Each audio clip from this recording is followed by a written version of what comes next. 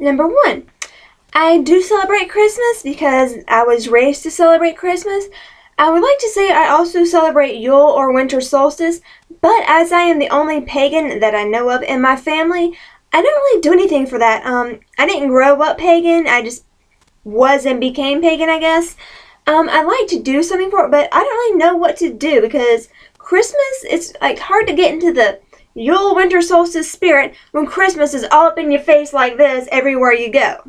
So, I mean, I like to do something, but I don't know what to do. Like, I don't know what things you traditionally do for winter solstice. Winter solstice automatically happens. It's called science and nature and the earth rotating around the sun in axial tilt, or however you pronounce it.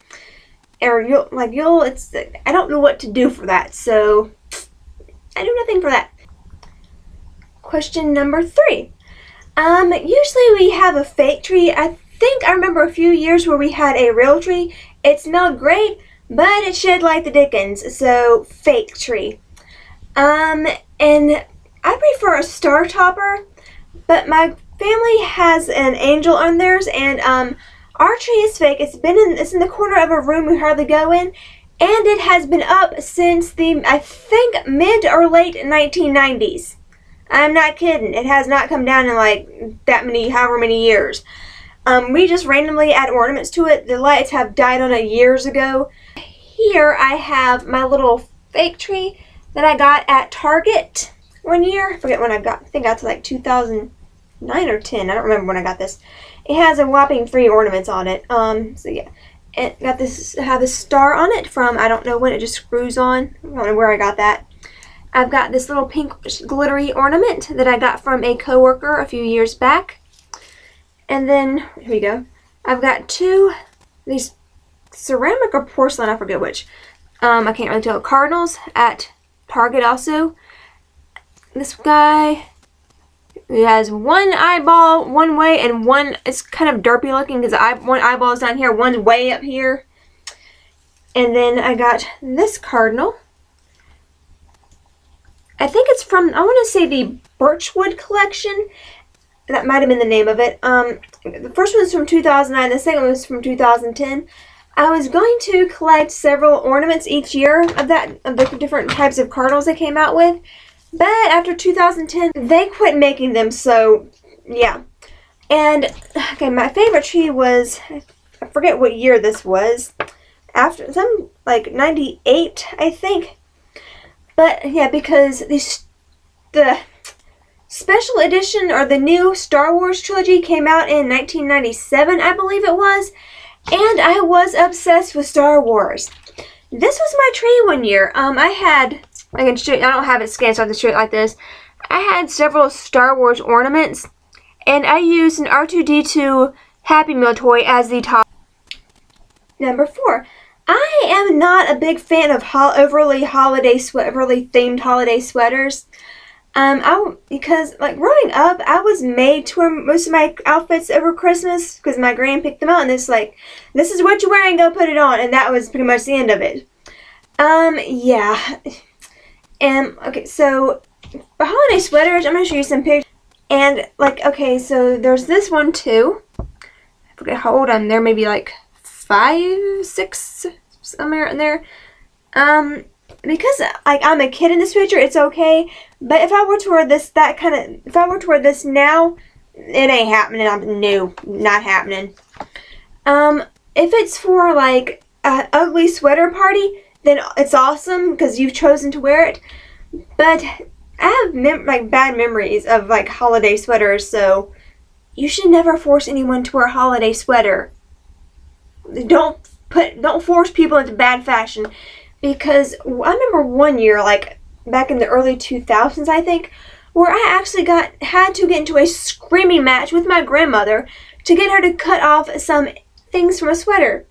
I can't remember what the sweater looked like, but from it were dangling on pieces of yarn little stuffed Santas and there's a snowman and something else like dangling from the sweater like a cat toy.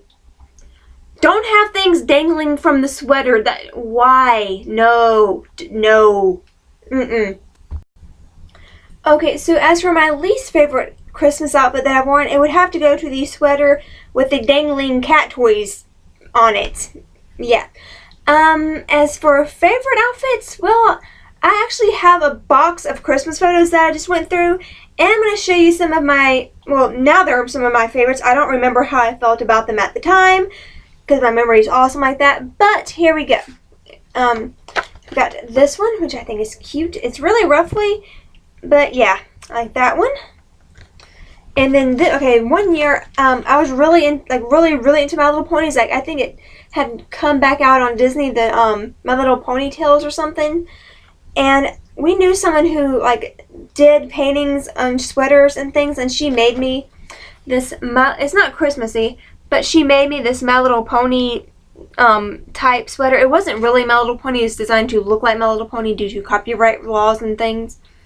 But there's like an actual ribbon hanging from her hair and her tail, and yeah, I can see our Christmas tree in the background. And she also made me this blue jean jacket with horses painted on the back, and I love that thing. And then, okay, this is my least favorite outfits now, but I'm going to show you my great-grandfather. He passed away several years ago, but this photo is awesome. You got my great-grandfather in my grandmother's fur coat, and yes, it's real. I had not my choice, but yeah. And then me in this awesome vest with Christmas lights all over it. I did not pick that out. Yeah.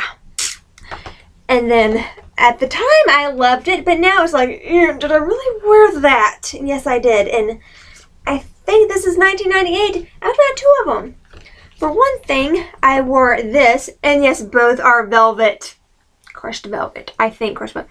This was a gradient type outfit. It was like dark burgundy, and it went to lighter burgundy or red all the way down.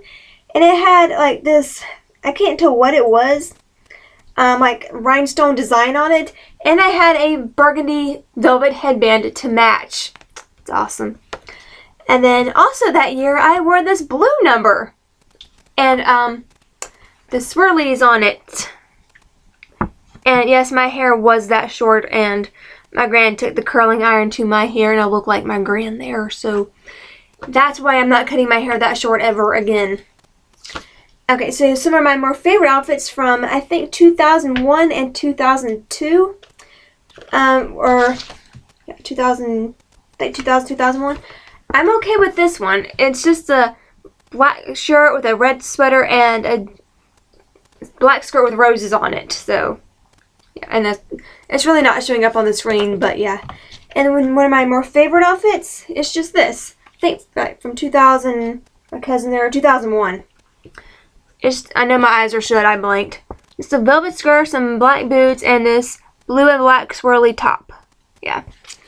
And my favorite outfit is I think might have actually been that same shirt, but my hair was shorter and I wore a longer skirt with it. So yeah, stuff like that. I'm just something like festive but not overly Christmassy. And then okay, so next question, number 6.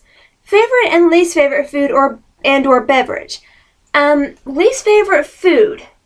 I can't think of any. I'm sure there's something I don't like, but I can't think of anything like so Christmas or holiday related that I don't like. I mean, there's things I cannot eat.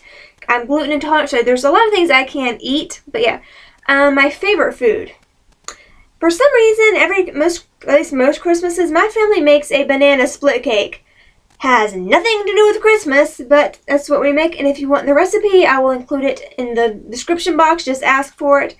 Basically, it's like graham cracker crust with like a sugar and cream type filling with pineapples and bananas and Cool Whip and pecans or pecans, whichever you prefer, and maraschino cherries. And the cherries we use are red and green. Yeah. Okay, as far as favorite and least favorite drinks, I like eggnog. I can't remember if I prefer Pet, Stiltes, or Promised Land. But yeah, and here, eggnog is non-alcoholic, so sorry. I'm sure you can get alcoholic eggnog, but I'm not sure where, and I don't drink, so yeah. As far as least favorite, okay, so I recently tried Starbucks gingerbread frappuccinos. I saw it at Target in the checkout line. I'm like, ooh, gingerbread, this should be good. and I bought 2 of them. Okay, Starbucks gingerbread does not taste like Salonpas or Bengay, so try again. So I bought it expecting it to taste like, ginger, molasses, like brown sugar or something like that. It tasted medicinal, so fail epically.